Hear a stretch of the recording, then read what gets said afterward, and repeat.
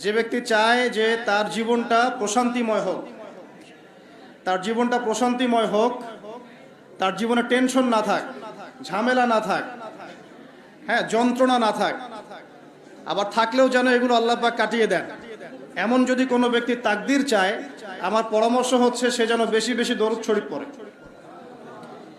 যত বেশি দরুদ পড়বেন আপনার জীবনে প্রশান্তি নেমে আসবে ইনশাআল্লাহ। কারণ কি?